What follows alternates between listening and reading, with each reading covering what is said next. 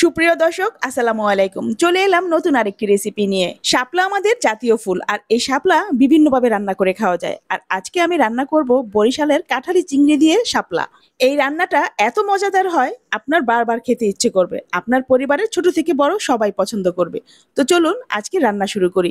এখানে আমি বেশ কিছু শাপলা নিয়ে নিয়েছি, আর সাথে নিয়ে নিয়েছি কাঁঠালি চিংড়ি।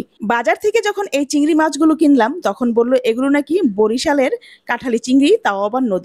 আসলে কি তাই সেটা আপনারা কমেন্ট করে জানাবেন। তো এখন আমি এই শাপলাগুলোকে ছিলে নিচ্ছি। শাপলার উপরে পাতলা আঁশ থাকে, এটা উপর থেকে এভাবে ধরে টান দিলেই সুন্দরভাবে আঁশ খুলে আসে। আর এই শাপলাগুলো বড় ছিল, আমি এগুলোকে এভাবে টুকরো করে নিয়েছি বেছে নেওয়ার সুবিধার্থে। আর এখন ছিলে নেওয়ার পর এই শাপলাগুলোকে আমি ছোট ছোট টুকরো করে কেটে নিচ্ছি। দেখতে পাচ্ছেন কতটুকু করে কেটে নিয়েছি। আর এবার এই শাপলাগুলোকে আমি আবার ভালো করে ধুয়ে নেব। শাপলা কেটে নেওয়ার পর এর গায়ে প্রচুর পরিমাণে কষ থাকে, আর সেজন্য এই শাপলাগুলোকে আমি ভালো করে ধুয়ে একটা প্লেটে তুলে রাখলাম।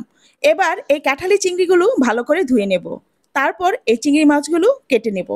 আমি সবসময়ই চিংড়ি মাছ কাটার আগে ভালো করে ধুয়ে নেই, তারপর চিংড়ি মাছের খোসা ছাড়িয়ে কেটে নেই। যে যেখান থেকে ভিডিওটি দেখছেন সবার জন্য রইল অসংখ্য ভালোবাসা।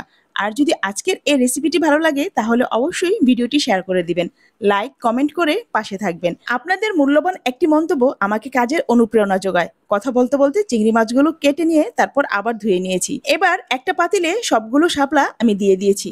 তারপর সামান্য লবণ দিয়ে চুলায় বসিয়ে দিলাম রান্না হওয়ার জন্য। সামান্য কিছুক্ষণ ভাপ দেব, তারপর আমি এই ভাপ দেওয়া শাপলাগুলো চুলা থেকে নামিয়ে নেব। ভাপ দেওয়ার পর দেখুন শাপলার কালারটা কিন্তু দারুণ হয়েছে। আর এবার এই শাপলাগুলো আমি ছেঁকে তুলে নেব। ছেঁকে নেওয়ার পর দেখুন নিচে শাপলার কিন্তু অনেক কষ রয়েছে, আর সেজন্যই আমি এই শাপলাগুলো ভাপ দিয়ে নিয়েছি। আর এবার চুলায় একটা কড়াই বসিয়ে দিলাম, দিয়ে দিয়েছি পরিমাণ মতো তেল, সাথে দিয়ে দিলাম পরিমাণ মতো পেঁয়াজ কুচি, আরও দিয়ে দিলাম অল্প পরিমাণে হলুদ গুঁড়া, ধনিয়ার গুঁড়া, সাথে আরও দিয়ে দিচ্ছি অল্প পরিমাণে লাল মরিচ গুঁড়া, সামান্য একটু পানি দিয়ে দিলাম। এবার সবগুলো মশলা আমি ভালো করে কষিয়ে নেব। আর দিয়ে দিচ্ছি স্বাদ মতো লবণ। মশলাগুলো খুব ভালো করে কষানো হয়ে গেছে, আর এবার দিয়ে দিচ্ছি কেটে রাখা চিংড়ি মাছ। আর এবার এই চিংড়ি মাছগুলো দিয়ে আমি ভালো করে আবারও কষিয়ে নেব। এখন দিয়ে দিলাম কয়েকটা কাঁচামরিচ, তারপর কয়েক মিনিট রান্না করব। আর রান্না হয়ে গেলে তখন দিয়ে দেব ভাপ দিয়ে রাখা শাপলাগুলো। অনেকের ধারণা তরকারিতে বেশি মশলা ব্যবহার করলে মনে হয় তরকারির স্বাদ বেড়ে যায়। আমি এমনও সময় তরকারি রান্না করি যেখানে কোনো আদা রসুন বাটা ব্যবহার করি না, আবার অনেক সময় পেঁয়াজও দিই না, কিন্তু তারপরেও তরকারির স্বাদ আলহামদুলিল্লাহ খুব ভালো হয়। সামান্য হলুদ গুঁড়া, মরিচ গুঁড়া আর একটু ধনিয়ার গুঁড়া দিয়ে রান্না করলেও তরকারির স্বাদ অনেক ভালো হয়। কষিয়ে নেওয়া চিংড়ি মাছের সাথে ভাপ দেওয়া শাপলা খুব ভালো করে মিশিয়ে নেড়ে চেড়ে আমি কয়েক মিনিট রান্না করলাম।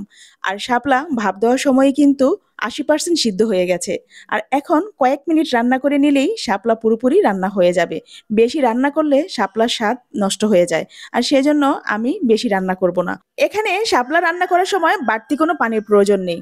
শাপলা থেকে যতটুকু পানি উঠেছে ওটা দিয়েই রান্না কমপ্লিট হয়ে যাবে। রান্না কিন্তু প্রায় কমপ্লিট। আর এবার দিয়ে দিলাম কিছু ধনিয়া পাতা কুচি, তারপর নেড়ে চেড়ে চুলা থেকে নামিয়ে নেব। শাপলা চিংড়ি রান্নার পর তরকারির কালারটা দেখেছেন কত লোভনীয় হয়েছে। কথায় আছে আগে হচ্ছে দর্শনদারি, তারপর হচ্ছে গুণ বিচারি। দেখতে তো দারুণ লাগছে, খেতেও নিশ্চয়ই অনেক মজাদার হবে। গরম ভাতের সাথে আমি সার্ভ করে নিচ্ছি। আজকের রেসিপিটা কিন্তু একেবারে সিম্পল, একেবারে সাদামাটা। এখানে বাড়তি কোনো মশলার ব্যবহার নেই। শাপলার তরকারি বরাবরই আমার কাছে ভীষণ ভালো লাগে, হোক সেটা যেভাবে রান্না করা। শাপলা দিয়ে চিংড়ি মাছ সেটা তো আরো পছন্দের। আপনারা কে কে এই তরকারি পছন্দ করেন তা অবশ্যই কমেন্ট করে জানাবেন। আজকের রেসিপি কেমন হলো তাও জানাবেন। এখন বিদায় নিচ্ছি, আবার আসবো নতুন রেসিপি নিয়ে। আল্লাহ হাফেজ।